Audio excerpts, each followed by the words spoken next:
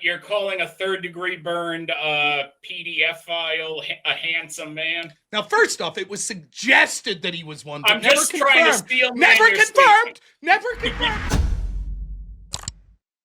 Right here, Rob, you start fighting from a disadvantage because we happen to match up with two icons, and mine already kicked yours' ass in Freddy vs. Jason. Now, fair. Walked away with his severed head in his hand. That doesn't matter, though. Severed head wouldn't kill Freddy, right? He's immortal in the same way that Jason is. Plus, that movie sucked ass when we're talking the height of both of their movies. I'd say that Freddy's better for the following reasons. One, as an audience member, he's scarier because he literally kills you in his dreams. So that means when you watch the movie and have a nightmare, you have to be fearful he could kill you there. Secondly, when it comes to sort of entertainment value, let's be honest, Jason's just a rehash of Michael Myers who did it better beforehand. Freddy's hilarious while killing you in a hilarious way. And lastly, because Freddy's actually been not only just a spirit demon, but came alive in Wes Craven's New Nightmare, where he was actually something that came into the real world, something that Jason's never been able to accomplish. See, right there, you're actually highlighting the inconsistency of the Nightmare movies, because if there was any franchise that had an up, down, left, right, duck, dodge in quality, it's Nightmare on Elm Street. I mean, you have the first one where, okay, Freddy's played mostly seriously and is decently scary. Then you have the second one, which has been co-opted into being like the gayest horror movie of all time by the internet. Then you have the third. Was the third one Dream Warriors, or am I thinking the fourth one? I think the fourth Dream Warriors. If I'm Dream Warriors was it's good. It's a solid movie, but. And then, 3 and 6, I can't even remember anything about them in comparison, so we'll call those duds. We'll call the pro-gay Elm Street Part 2 a dud. New Nightmare, I'll give you that one. So we're up to 2 good ones. But the quality of the amount of movies is irrelevant to the character himself. Sure, the second one sucks. I'm not going to deny it, but Freddy's awesome in it. It's the fucking stupid antagonist, gay kid, that sucks. And nonetheless, if we're going to talk about shit like that, let's not forget that the very first Friday the 13th doesn't even have Jason in it. The fucking villain's his mom. Because the idea of him is so terrifying. It's what everyone's afraid of, and then it turns out to be true because he was in that. What everyone's afraid of, a retarded kid. There it is. That's the real truth. That's all dangerous. He gets increasingly. Jason is the one character who gets increasingly dangerous and looks worse in every movie from a danger perspective. He looks more and more like a walking zombie juggernaut, right up until Jason X, where he gets the God Mode reboot and gets nano machines and is now an unstoppable terror. That's another reason, right? The inconsistencies in Freddy make sense, seeing as how the entire theme of it's that it's a dream and a nightmare. So you could take a change in quality and you could have the plot not making sense. Jason went to space and did it worse than the fucking Leprechaun. Now that's a fucking slight. He did it way better than the Leprechaun because he came out better for the experience. Any day in space. Jason came out better for the experience by turning into Jason X. The Leprechaun did not come out better for that experience. Dude, the Leprechaun went to space and then to the fucking hood. Now tell me that's not coming out better. You know what? At least it took Jason 10 movies to get to the space. That's right, and there's a diminishing quality. He didn't rush into space like Hellraiser and Leprechaun, who are both worse for the experience. I mean, really, and Freddy, Jason, they still can't figure out how to kill him for good. Freddy, you can at least figure out how to fight him. Oh, start dreaming. You can fight Jason. You can fight Jason. How did they kill him in Jason Goes to Hell? Wasn't there some dumbass gimmick there? Right? Where come on, and you can fight Jason literally with that one dude was punching him on top of the roof. Jason Goes to Hell is actually another good example of Jason becoming even more dangerous in every subsequent film, because in that movie, they were basically starting to turn him into a Deadite because they wanted to do Jason versus Ash at one point. Mm-hmm. So then they gave him this body hopping parasite ability, which you can which if you're a Friday the 13th fan, you might feel some type of way about it. I certainly do. But in the grand scheme of things, it's an escalation. It made the character more dangerous than he was in part 8. But that's like, dude, kicked his ass. Yeah, you're right. You're right that fucking Friday the 13th went the same direction as the Jaws movies. Let's just make him more dangerous every movie. That doesn't make a better character, right? They just gave him plot armor. That's all it was. Freddy's character was built with the idea that he could do incomparable things because he exists within nightmares. And they were edgy with Freddy, unlike with Jason. With Jason, he's the sympathetic, retarded kid. Freddy, it is heavily implied, decided to be as evil as possible, right? Because he tended to go after children, including in ways that maybe wouldn't even be TOS friendly to talk about. That's real fucking edge. I can't believe I just defended someone maybe committing essay against children as a reason. You're highlighting that as a positive for the purposes of a debate. I don't think that might be the real horror story. Oh, shit. Talk about Forest for the Trees, huh? That might come back to haunt you more times. Clip it. Yeah, clip it. Now, here's another thing, though. Freddy, I'm not saying I dislike Kane Hodder. I think Kane Hodder is excellent, who plays Freddy, or who plays Jason, but let's be honest, his face is covered with the fucking hockey mask the majority of the time. Freddy, on the other hand, with Robert Englund, that man is an icon. It's all about his personality and his facial expressions. And I'd spend more time laughing at the character. With Jason, I would actually know, I should probably run. Like, standing my ground against Jason is not going to go well for most people. Freddy, I can dream myself a giant battle axe and decapitate him. Oh, see, you tried, but what happened to the Dream Warriors? They got crushed.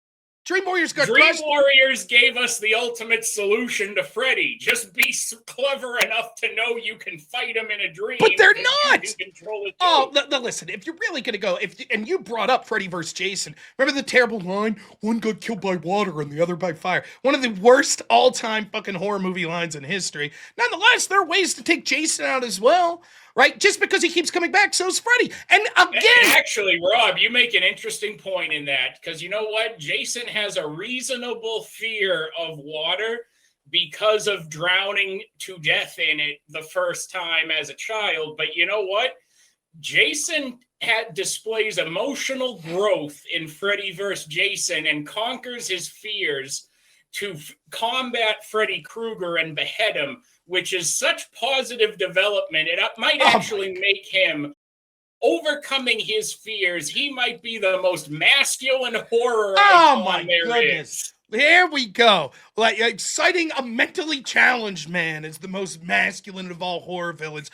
Look, Freddy vs. Jason shouldn't even be canon. And you already said another reason that Jason's worse. Yeah, they tried to have some superficial growth in him so that he Are you saying someone who was born deformed? Never been said he's mentally challenged. He was just born deformed, and he was an outcast who was essentially poorly homeschooled by his crazy mama. That might not be his fault. See, but propaganda against homeschooling. That's another reason. Man. Friday the 13th's propaganda for state schooling. Fuck that. Get it out. Another reason that Jason sucks, right? Freddy, there ain't nothing about Freddy. In fact, if anything, it's telling you to be careful of strange people teaching your children. So that's another reason to prefer Freddy Krueger. And you already gave another reason against Jason. They tried to give him character development to fight Ash, but he's too fucking boring. They couldn't even make that movie because Ash is so much of a Chad that he would have made Jason look stupid by retrospect. Now, Robert Englund is Freddy versus Ash. That would have been a fight that we were all willing to see. The only person who probably could have ever found a final solution to Jason is Ash, and now we'll never know because enough people couldn't get behind the potential there. I heard the rumor they were going to make Freddy versus Jason versus Ash after that movie. After the Freddy vs. Jason movie, they started reviving that for a little bit. I've always wanted to see them do Jason versus Michael more than anything. The glove with the blades, isn't that a better weapon than the fucking machete or whatever that Jason uses? Machete's better.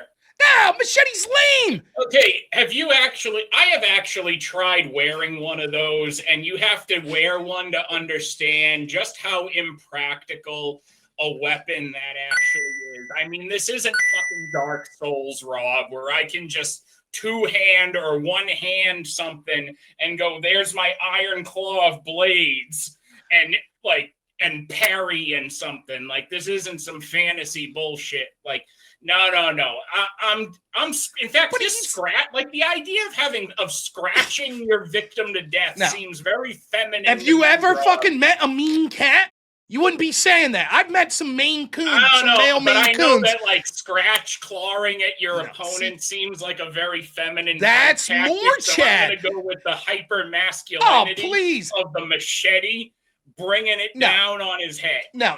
See, two things wrong with this. One, proves that Freddy's even cooler because he doesn't need the intimidating looking woman, the Freudian slip there, doesn't need the intimidating looking weapon. And secondly, he's killing people in fucking dreams. The weapon's just an extension of his psyche and its appearance to look menacing, which is fantastic. It worked swimmingly. And when he ever actually does come out of the dream world, and every time he tries to use it, what damage does it usually do? It's like, oh, I'm scratched. Not true. What's real nightmare? Inconvenience. I need some gauze and Bactine. Not true. He kills several people with a new nightmare when he actually manifests in the physical world in a movie. Whoa! But that was a different weapon. He was not wearing the glove in that movie, Rob. The blades were actually in his fingers because his hand and the glove were a fusion. It was a completely different kind thereby of weapon. Proving the point. When you have blades actually fused into you, like it's gonna feel differently. You may fight more effectively or worse depending on the situation. You defeat your own argument. The criticism of the weapon being ineffectual when in the dream, because it was the one exception when it's actually a standard worn weapon that everybody recognizes. Because I'm sorry, how many people are trying to say that they want a hand replica that looks like it did in New Nightmare, where it was actually could have been effective? No, they want the ineffective. You're making my argument. Edward Scissorhands bullshit. With you make my argument. Less swinging power than a machete. You make my argument. Less powerful. You make my argument for me. One, right? We could see that when it mattered, when he came into the real world, because he's so powerful, he was able to manifest his blade in other ways that were effective. So he's not hindered by the ineffectual nature of it when he's in the real world. And second, yeah, you're right. It is iconic. People want replicas of the fucking glove with the blades. Who the fuck wants a replica of Jason's machete? It's just a machete I have in my basement. Hockey mask is what they want. They want a replica of the hockey mask. Because he's an uggo. He's not a handsome man like Freddy, who doesn't need a mask because he's so naturally charismatic and attractive. You're calling a third-degree burned PDF file a handsome man? Now, first off, it was suggested that he was one, but I'm never just confirmed. Trying to steal never confirmed. Never confirmed. And second, yes, Robert Englund, the actor that played Freddy, is such a handsome man that even when brutally scarred through fire, he comes across as revisionist cope that you're trying to say you're complimenting Robert Englund as a handsome man, which that can sound. His face is the face of Freddy. That should count.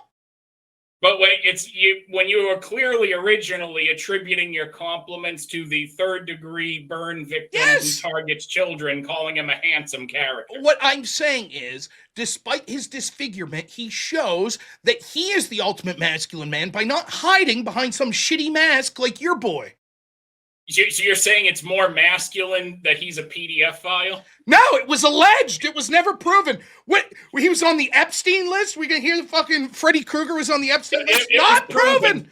He knew. He kicked Epstein out of his house. Once he found out what Epstein was up to. Within the original, there was proof. There was no doubt. They had witnesses.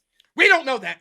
Yes, he killed children, but we don't know. And even if he did, then that's to the credit of the movie for going there. Unlike wimpy ads. When faced with the premise of here you have Jason who valiantly slayed a unrepentant PDF file, and the unrepentant PDF file, he failed.